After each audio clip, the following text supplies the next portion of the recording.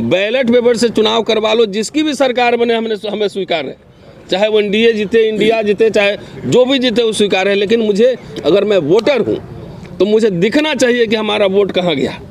जिस देश में 80 करोड़ से ज़्यादा लोग कह रहे हैं कि खुद ही सरकार कह रही है कि 5 किलो अनाज दे रहे हैं, जहाँ पे इलिटरेसी का रेट इतना हो, जहाँ के मोबाइल लिमिटेड हो, जहाँ पे लोग टेक फ्रेंडली नहीं है लोग, यहाँ जितने लोग बैठे हुए हम लोग खाली काम चलाओ जानते हैं, मोबाइल हैंडल करना, कंप्यूटर हैंडल करना, लेकिन टेक्निकल हम लोग को भी कोई कहेगा कि ये जरा आप कैसे टेम्पर होता है आप बता दीजिए, हम नहीं बता सकते।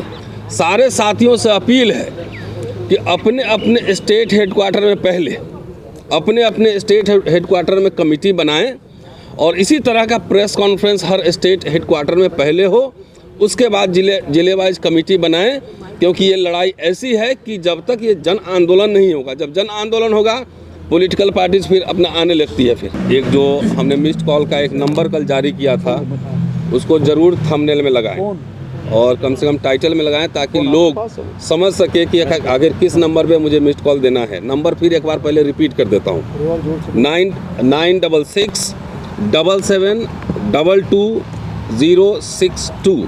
I repeat 966-7722-062।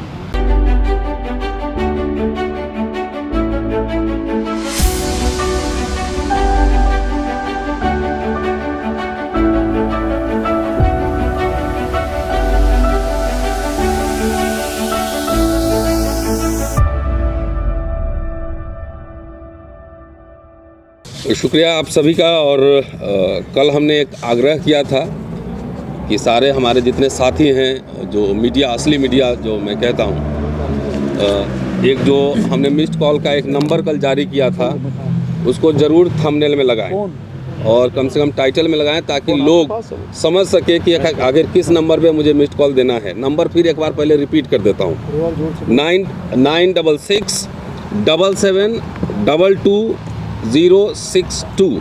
I repeat 966-7722-062।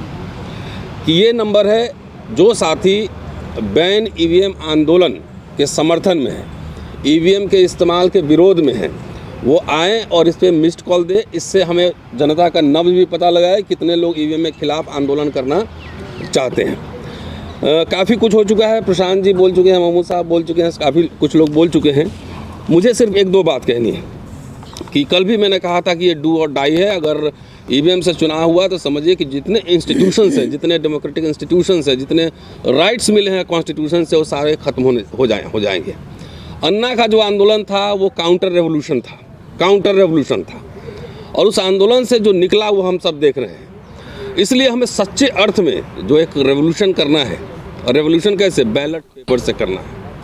हमें वो रेवोल्यूशन करना है, जानबूझ के रूलिंग एलिट्स ने वैसे मशीन का इस्तेमाल किया ताकि इससे हेरा फेरी की जा सके। ये समझिए एक तरह से आज़ादी, ईवीएम से आज़ादी की लड़ाई है, और ये पूरे देश भर में जन आंदोलन के रूप में तब्दील होना है, पूरे देश भर में, मैं कह रहा हूँ, रिपीट। और इसलिए कल जिन स्टेट्स का आपने ऑफिस बेरर घोषणा किया है, सारे साथियों से अपील है कि अपने अपने स्टेट हेडक्वार्टर में पहले अपने स्टेट हेडक्वार्टर में कमेटी बनाएं और इसी तरह का प्रेस कॉन्फ्रेंस हर स्टेट हेडक्वार्टर में पहले हो, उसके बाद जिले वाइज कमेटी बनाएं, क्योंकि ये लड़ाई ऐसी है कि जब तक ये जन आंदोलन नहीं होगा, जब जन आंदोलन होगा पॉलिटिकल पार्टीज फिर अपना आने लगती है फिर। तो इसलिए सबसे पहले जो सिविल सोसाइटी हमारा है, जो हम लोग सब यहाँ इकट्ठे हैं, इतने रिटायर्ड जजेस थे, प्रशांत जी थे, सब थे, कि इसलिए आप सबकी भी बड़ी भूमिका है कि बहुत तरीके से वीडियो लगाएं। और ख़ास तौर से हमारे जो बोलने का भी देख रहे हैं, ट्विटर से पोस्ट डिलीट हो जा रहा है, पता नहीं लग रहा कैसे डिलीट हो रहा है। तो आखिर ये चुनाव आयोग और सरकार दोनों मिली हुई है। जब लोग चाहते हैं, कह रहे हैं कि भाई वीवीपैट दे दो, अपना देख के लगा कि गलती होगा तो हम अपना फाड़ लेंगे, इनवैलिड कर लेंगे, वो भी नहीं दे रही है, अपना मशीन दिखा रही है।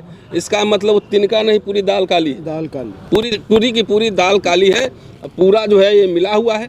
16 तारीख को एडवोकेट्स मार्च है 4 नंबर गेट पटियाला हाउस से, और इससे हम लोग चाहते हैं कि जुडिशरी भी थोड़ी सशक्त हो, अपनी भूमिका निभाए। कि इतने इलेक्शन पिटीशन पड़े हुए हैं, 5 साल हो गए, 5 साल हो गए लेकिन उस पर सुनवाई नहीं है। 19 लाख ईवीएम का भी पता लगाया गायब है, उसमें भी कोई सुनवाई नहीं है। कोर्ट भी इसको सुओ मोटो संज्ञान ले कि जब इतने लोग लगातार बोल रहे हैं, 3 यहाँ पे जजेस बैठे हुए थे, हाई कोर्ट के रिटायर्ड जजेस, कोर्ट भी संज्ञान ले और उनके पास जो मैटर है, एक पत्रकार के लिए अगर 12 बजे रात में खुल सकता है कोर्ट, तो जो पूरी democracy is at risk, hijack हो गया है डेमोक्रेसी एक तरीके से। हम लोग यहाँ कोई चुनाव लड़ रहे, कोई पार्टी को का रिप्रेजेंटेशन नहीं कर रहे, कोई यहाँ पार्टी का रिप्रेजेंटेशन नहीं कर रहे।